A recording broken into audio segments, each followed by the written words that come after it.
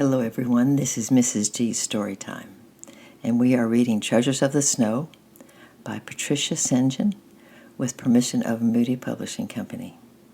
And we are reading Chapter 24, Jesus' Love Makes All the Difference.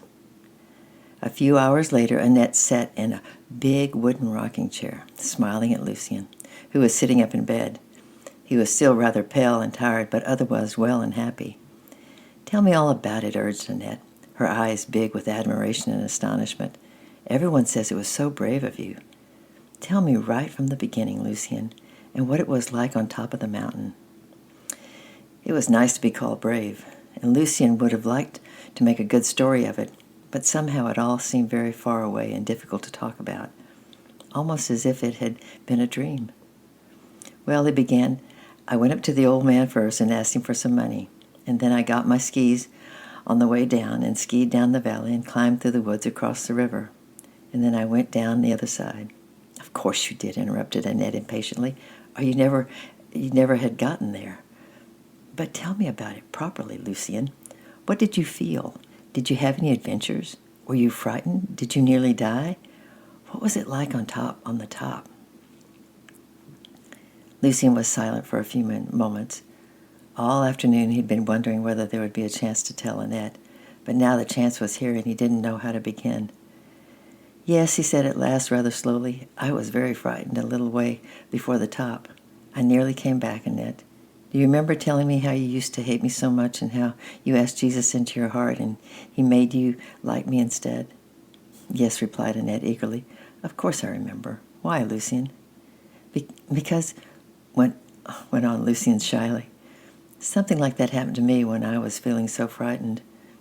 I remembered those verses your grandmother taught us about perfect love driving out fear, and I asked Jesus to take mine away, and I stopped feeling so terribly afraid almost at once." "Did you really?" asked Annette, deeply interested. Then I suppose Jesus came into your heart as well as mine, and then your being afraid had to go away just like my hatred had to go away. I suppose it's all really the same, Lucien. Whether you're afraid or don't like people, or whether you cheat or don't speak the truth, or you are lazy or cross, whatever's the matter with you, when Jesus comes in, I suppose there just isn't room for it anymore." "Yes," agreed Lucien thoughtfully, and they sat and talked about it for quite some time.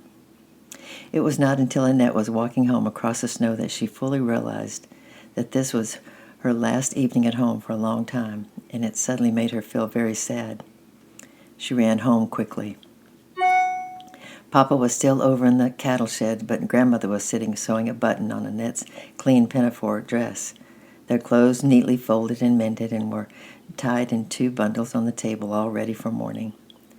Danny lay fast asleep in the bed in the corner with all his kittens on top of him as a last treat. "Grandmother," cried Annette, and she ran straight into the old woman's arms and burst into tears.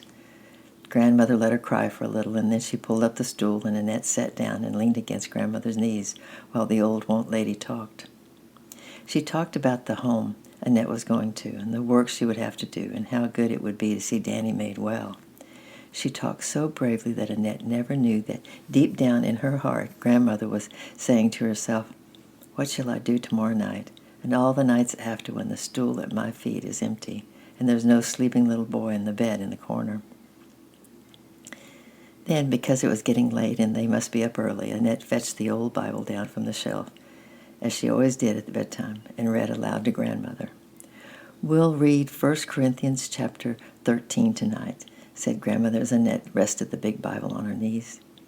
"It's a chapter I'd like you to remember all the time you're away." Annette read it right through, and when she had finished, Grandmother said, "The verse I want you to really remember is verse 4. Love is patient and kind. It is not jealous or conceited or proud." "Now," said Grandmother, looking at Annette over her glasses, "you tell me you have asked Jesus into your heart, and he has come in and brought you his love with him. The kind of love we are reading about. You're going to look after children, and they won't always be good. When they are naughty and you feel cross and impatient with them, ask Jesus to help you. You are going to a big house, Annette, and you will see things that you will probably never have yourself. Sometimes you may feel jealous and unhappy about it. But remember, if your heart is full of love, there won't be any room for jealousy. You're going to be a little servant in a busy household. I don't expect you'll get much notice taken of you. But remember, the love of Jesus in you never pushes itself forward, never looks for attention. His love can make you go on doing your work quietly and faithfully, whether anyone notices you or not. Remember, he is your master, and you are working to please him. I'll try to remember, Grandmother, said Annette thoughtfully, and then she kissed her and ran across to the cowshed to spend the last half hour before bed with Papa. Early next morning, the whole family drove to the station in the mule cart and arrived half an hour too early because they were so afraid of missing the train. They stood on the platform among the cow churns waiting for Monsieur Javette, who soon joined them. Annette carried her luggage in a brown paper parcel, and her hand was clasped tightly in her father's. Danny, in his cloak and hood, seemed unusually shy and kept edging off behind the milk churns. He seemed nervous and didn't want to be hugged when he came to say goodbye. The train was far down the valley before Annette understood why, and then she noticed strange movements under Danny's cloak, as if he was having hiccups. "What is that under your cloak, Danny?" she asked, gazing in astonishment at it. Danny went pink. "It's only one, Annette," he replied nervously. "One what?" inquired Annette, glancing worriedly at Monsieur Javette, but the doctor was reading a book and not listening. "Just him," exclaimed Danny, and he undid a button.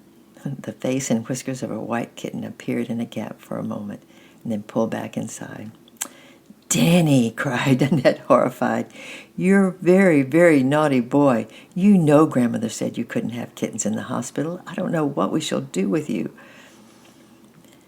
And Danny gazed thoughtfully out the window and said nothing. He couldn't think of a single excuse for his wickedness, but under his cloak he gave the little white kitten a secret squeeze. The white kitten curled its warm body against Danny and purred like a little steam engine, and neither of them felt the least bit sorry about it. Tomorrow we're reading chapter 25, Getting Better. I love you, I'm praying for you, and we'll see you tomorrow. Bye-bye.